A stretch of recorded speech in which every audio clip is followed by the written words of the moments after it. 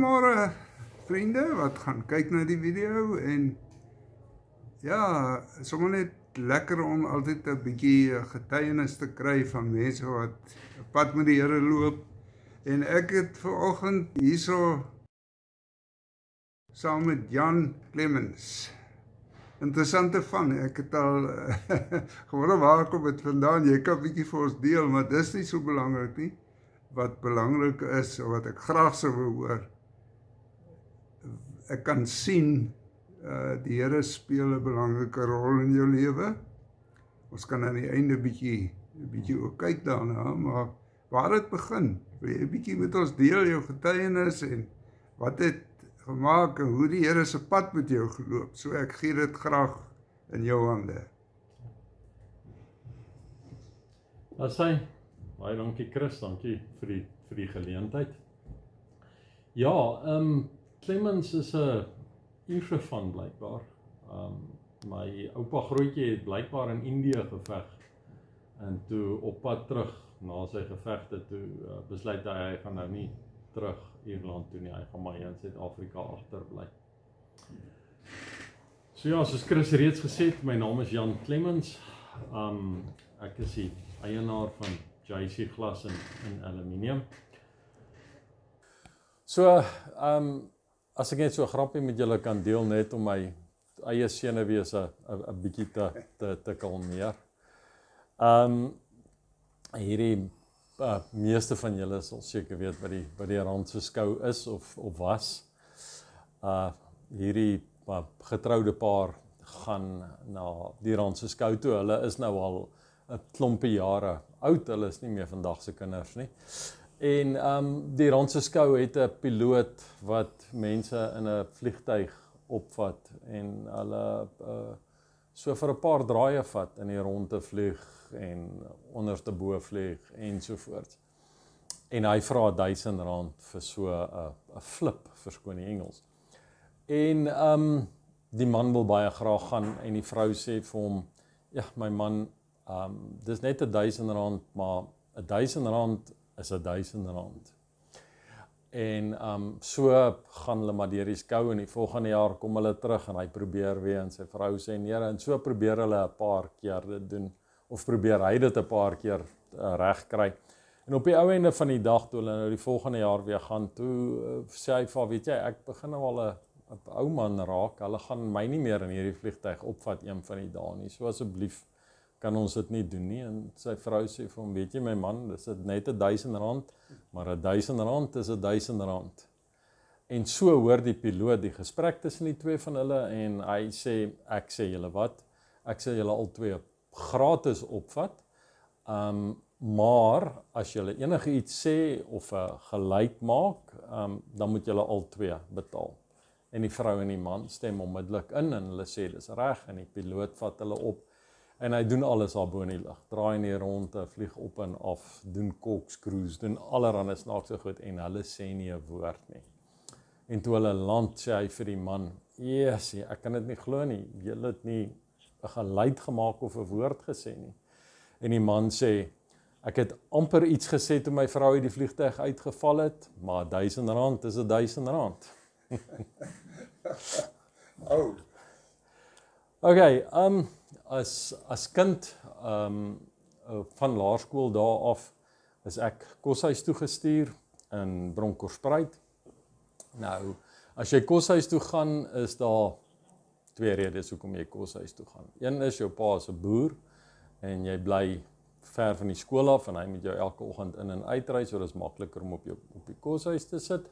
Die ander rede is jy's maar stout en dis hoekom jy in die koshuis gesit word vir die dissipline. Nou my pa was nie 'n boer gewees nie. So so ek was in die koshuis want ek was maar stout kind gewees, stoute goed aangevang. Daai tyd is dit seker as kattekwaad gesien gewees, vandag sal dit nie meer as kattekwaad gesien word nie. Maar in elk geval, ek was in die koshuis, daarso het ons stilte tyd gehad, elke oggend, elke middag het jy stilte tyd gehad. Ons is elke Sondagoggend kerk toe, ons is elke Sondag aand kerk toe. En ek het dit alles bygewoon, die sonnaarskool bygewoon, alles bygewoon, nie 'n keuse gehad nie. Dis die groot ding, ek het nie 'n keuse gehad nie. Maar ek kan nie sê dat ek my hart vir die Here gegee het nie, dat ek 'n Christen was nie. Ek het al hierdie goed gedoen en swaan, maar dit is maar waar dit gebly het.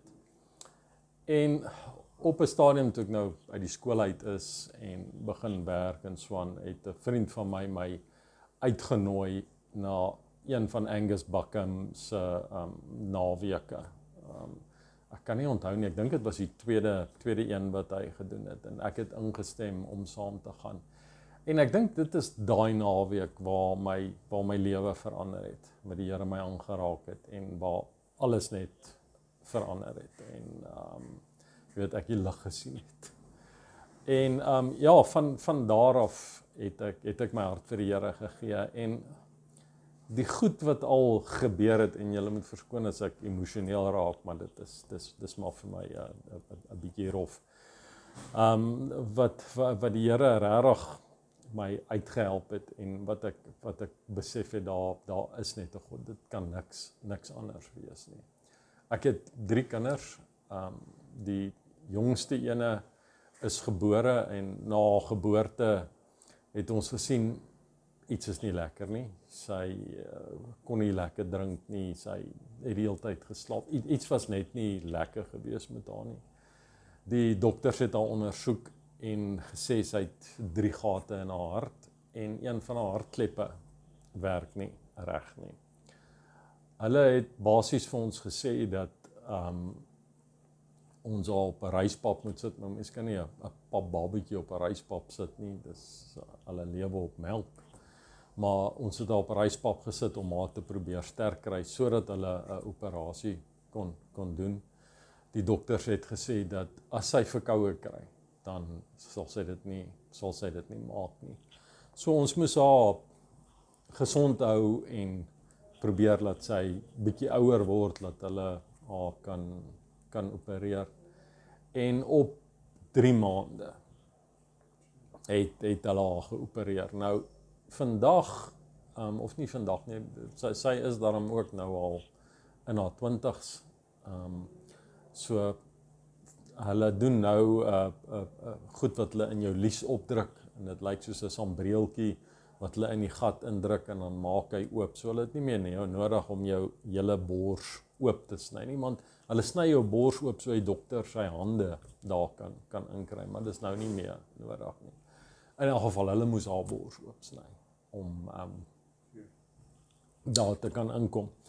So het hulle die operasie gedoen en ek sal vir julle sê, dis die moeilikste ding op aarde, of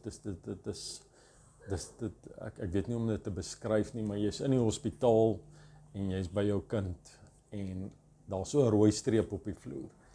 En hulle het haar in hierdie waantjie waarin hulle stoot en jy mag net tot by die rooi streep, hulle vat haar verder. En daarna, as ek reg onthou, was dit 6 ure gewees wat ons gesit en wag het om te hoor of dit nou 'n sukses is of nie 'n sukses is nie. En prys die Here, dit was 'n sukses gewees.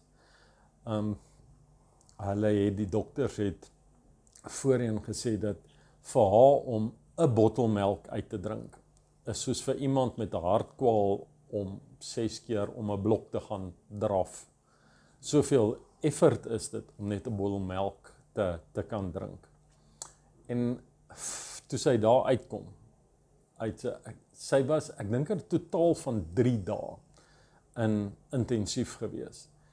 En ek wens dit vir niemand toe nie. As jy in intensief instap na iemand 'n hartoperasie gehad het, jy kan nie sien of die persoon aan die pype gekoppel is en of die pype aan die persoon gekoppel is. So erg is dit. Maar sy was 3 dae. En toe is sy uit intensief uit. En ek dink daarna was dit 7 bottels 'n dag het sy deur gewerk. Ek dink dit was die hardste wat ek al in my lewe gebid het. En die Here gevra het vir hulp en om by my kind te wees. en haar te help om deur dit te kom.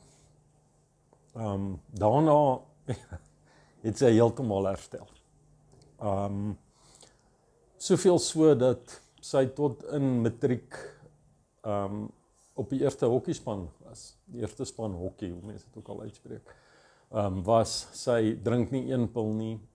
Sy het so jare wat terug, ek dink haar laaste ondersoek gehad.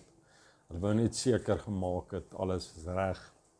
En sy is heeltemal genees. Daar alles werk soos wat dit moet werk en sy kan 'n normale lewe leef. Nou ja, dit is seker die eerste ding wat regtig vir my Angus was, en dit was na Angus Buckham se ontmoeting. Dan ek het, soos ek gesê het, ek het 'n glas en aluminium fabriek. Ons het 'n paar takke. En ons gaan maar soos wat die ekonomie gaan, dit gaan nie altyd goed nie. As die bouers bou en dit gaan goed in die ekonomie, dan gaan dit goed met ons ook. Maar as dit begin druk, dan druk dit maar by ons ook. As mense nie huise bou nie, want ons nie glas en vensters om te vervaardig nie. So in 2008, meeste van julle sal seker onthou, dit was regtig 'n slegte jaar gewees. In 2008 het ons regtig gesuffer. En ek het ongeveer 50 mense wat vir my werk in totaal. En ek kan onthou dat ek het naderhand al wat 'n kredietkaart is, al wat 'n overdraft is, oral waar ek geld in die hande kon kry, uitgeput. Die banke wil nie meer vir jou leen nie, want hulle is nie stupid nie, hulle weet in wat se toestand die ekonomie is. So ek moes maar my kredietkaarte en alles gebruik om te probeer, om aan die gang te bly. En dit was om my besigheid aan die gang te hou. En ek het hierdie geld absoluut in die besigheid ingedruk, om my mense wat ook families het, aan die gang te hou, en vir almal 'n salaris te kan gee, ensovoorts. En ek sal nooit vergeet nie, ek en my vrou sit die nag voor die einde van die maand, wat almal moet salaris kry, sit ons in die huis, en ek sê vir haar, ek weet nie, hoe gaan ons môre salarisse betaal? Ons gaan môre 'n riot op hande hê, want ek kan niemand se salarisse betaal nie. Ek weet net nie hoe gaan ons dit doen nie. En ons het daai nag gebid. Ek bedoel, ek het al voor dit gebid, maar ek dink daai nag het ek die hardste gebid. En die volgende oggend het ek opgestaan en na 'n SMS deurgekom, R240.000 het 'n kliënt in 'n rekening inbetaal vir vensters en deure wat ons moes vervaardig. En ja, toe kan ek almal se salarisse betaal, besigheid aan die gang hou en so aan. En weer eens, daar het ek gesien, gebed werk. Moenie 'n fout maak nie. Die Here weet wanneer om vir jou wat te gee. Dis nie, want as jy bid, gaan alles nou gebeur nie. Maar ja, hy weet wanneer om dit vir jou te doen, en wat is die regte tyd om dit te doen. So ek besit my besighede nou al 22 jaar, en ek kan sê die Here het my nog nooit in die steek gelaat nie. Julle sal ook dalk al van my bakkies op die pad gesien, die JC bakkies. Pleit agter op die bakkie, op al my voertuie staan daar, aan God al die eer. Dis maar dit, ek hoop die getuienis. Ja.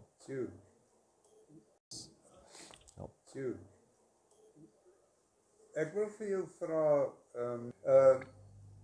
ek het eendag 'n T-hemp aangetrek.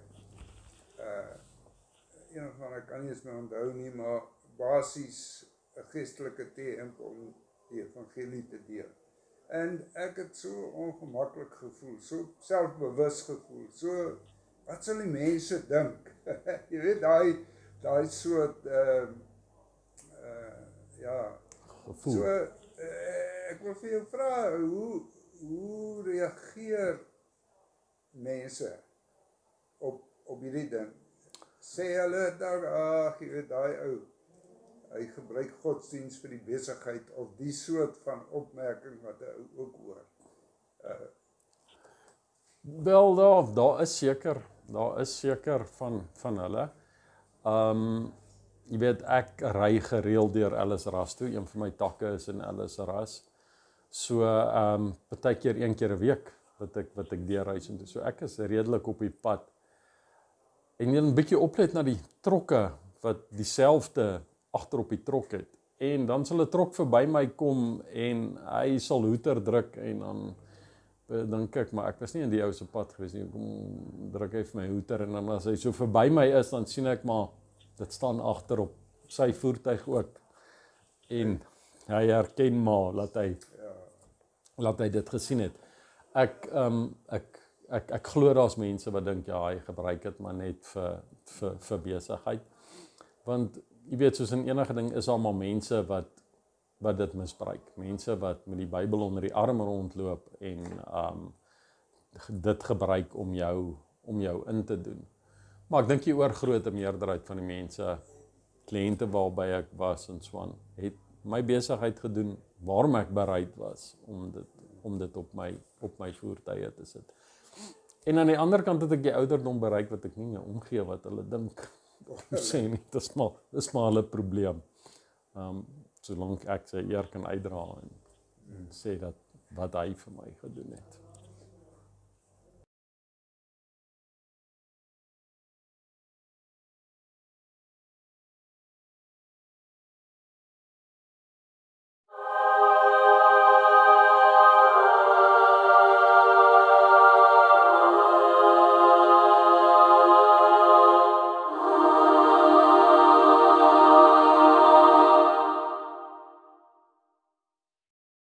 Jan, ja, ek wil vir jou vra, wat het jy al in jou beroep, in jou besigheidsberoep beleef, waar jy keuses moet maak om projekte aan te neem of nie, en hoe het jy dit hanteer? Wil jy vir ons vertel? Ja, natuurlijk.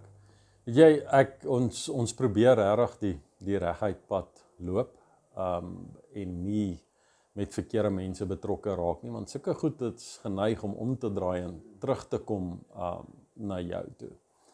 Ek kan 'n geval onthou van waar 'n regeringsamptenaar my kom sien het, ek kan nou nie eens onthou wie dit was nie, en hulle moes hierdie behuising, hierdie goedkoop behuising doen en so aan.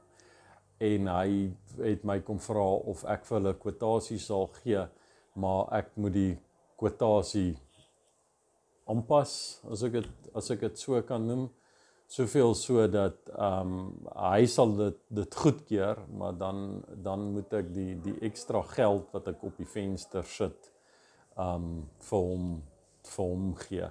Nou, dis nie 'n onalgemene ding, as ek dit so kan noem, van mense wat vir jou besigheid bring. Ek bedoel, ander besighede sal vir jou, hulle noem dit 'n spottersfee gee. Jy bring vir my kliënte en ek sal jou 'n R500 of R1000 of 'n persentasie daarvan gee waarom jy vir my die besigheid gebring het. Maar dan is die prys nog steeds dieselfde. Ek sou in elk geval 'n persoon betaal het wat vir my gewerk het, 'n verteenwoordiger. So as ek jou dan nou R1000 moet betaal om vir my die besigheid waarom jy die besigheid vir my gebring het, is heel wettig en ek sien niks daarmee verkeerd nie. Maar hy wou hê ek moes kwoteer op vensters en waar venster byvoorbeeld R800 kos, moes ek R4800 vir die venster gevra het en vir hom dan R4000 gegee het en ek maak nog steeds my gewone wins, maar dan sal hy sorg dat ek al die besigheid het. En ek dink as ek daarvoor gegaan het, dan sou ek seker baie besigheid gehad het. Maar by JC loop ons die reguit pad. Ons probeer nie die verkeerde goed wegbly van die verkeerde goed af, want dis net moeilikheid. Net moeilikheid daai. Een of ander tyd gaan dit terugkom en vir jou moeilikheid gee. Thank you.